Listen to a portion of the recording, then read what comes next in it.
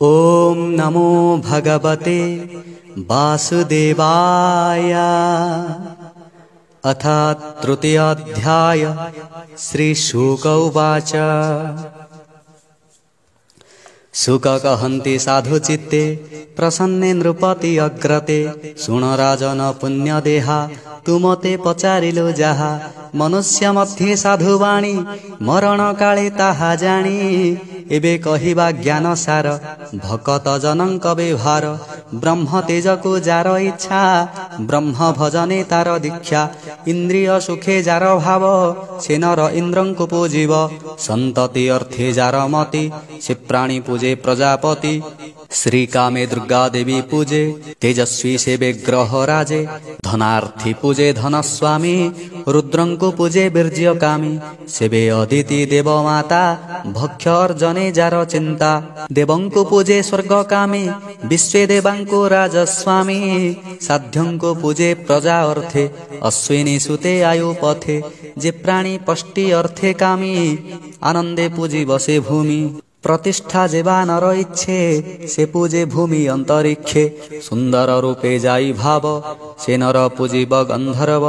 जे नर इच्छे दिव्य नारी भावे उर्वशी पूजा करी। सर्वसंपदे जार इच्छा से नर पूजिब विधाता। जस इच्छई जेहु नर यज्ञ पूजिब यज्ञेश्वर। रत्न भंडार जे इच्छन्ति वरुण देवं को सेवन्ति। ईश्वर पूजई विद्यार्थी दाम्पत्यार्थे उमा सती। धर्मार्थी पूजे नारायणे संतान पाई पितृगणे। पक्षीगणं को रक्षा कामे बलिष्ठ पूजे प्रभंजने। सकल राज्ये राजपण से सेवा करे मनुगण। शत्रु मारणे जार वांछा निरुति अभिसार इच्छा। सोमो को पूजे कर्म कामी अकामी आत्मा राम रमी। अकामे अवा सर्व कामे जेवा वांछन्ति मुख्य कामे। परम पुरुष चरणे सेवा करिबे दासपणे। एणु से ताहांक जीवन जन्म मरणे धन्य धन्य। परम पद से लभन्ति विष्णु चरणे नित्य चिंती। हरि भकत जन संगे तरये भव तरंगे। ज्ञान प्रसरे भक्ति बले त्रिगुण हरये निश्चले। आत्मा प्रसन्न अविवेक गुण असंग बेनी लोक। कैवल्य लभिबार पथ ए भक्त जोगिंकर मत। केबा न रसे एहि भावे आत्मार कैवल्य लाभे। शौनक उवाच। एमंते सुक मुखु शुणी से नृपकुल चूड़ामणि। पुणी से अभिमन्यु बला अन्य की प्रश्न पचारिला। से कथा आम्भे भले जानी तरिबु भव तरंगिणी। तुम्भर अछि जेबे स्नेह सदय चित्ते सुत कह। से हरि कथा सभा मध्ये भकते कहन्ति आनंदे। से पंडु वंशे महारथ स्वभावे विष्णुर भकत। बालक क्रीड़ा रस भोले जे भजे कृष्ण पाद तले। व्यास कुमार सत्वगुण स्वभावे विष्णु परायण। परमानंद गुण गाथा सतसंगमे जीव कथा। जीवन बहिए जगते से हरि कथामृत नित्ये। न कले जीवन निष्फल हीनता हार आयु बल। ए रवि उदयंत काले जंतु जीवन घेनी चले। जे हरि भावे थांती जड़ी तांको जीवन दूरे एड़ी। एतरु गणे संसारे जीवन अज्ञान व्यवहारे। लौह कारक गृहे भाति किबा निश्वास न छाड़न्ति। ग्राम कानन पशुगण किन भक्षन्ति जल तृण। मूत्र पुरीश उत्सर्गन्ति अज्ञान सुखे से वंचन्ति। स्वान सुकर उटखर एहांक समान से नर। कृष्णर नाम उच्चारण न शुणे जाहार श्रवण। ताहार कर्ण जुग कांथे विवरे दिशन्ति जेमन्ते।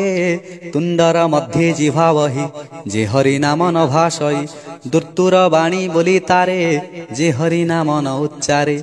जार उत्तम शिर साजे सुवर्ण मुकुट विराजे। पाट बसने बंधी चूल श्रवणे विराजे कुंडल। से जेबे हरिंकु न नमे से मुंड भार बहिश्रमे।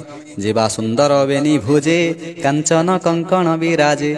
विष्णुर कार्य जेबे नुहे श्मशाने अस्थि प्राय सोहे। लोचन बेनी थाउ मुखे जे हरि मूरति न देखे।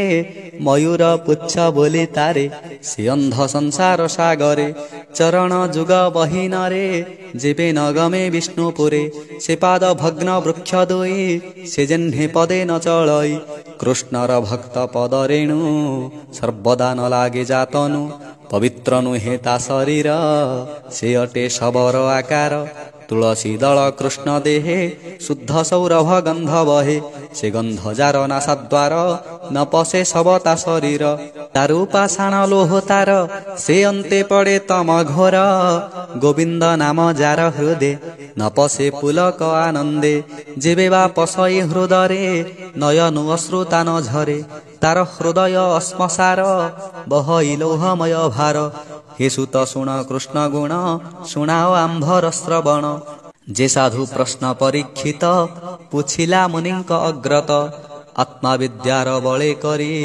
सुकजा कहिला विस्तारी से आत्मा मन अनुकूल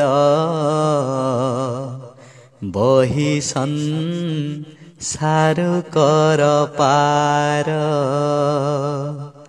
से हरि चरण पंकजे ब्राह्मण जगन्नाथ भजे। इति श्रीमद्भागवते महापुराणे पारमहंस्यां संहितायां वैयासिक्या द्वितीय स्कन्धे शुकपरीक्षित संवादे भक्तियोग प्राधान्य वर्णने नाम तृतीयोऽध्यायः।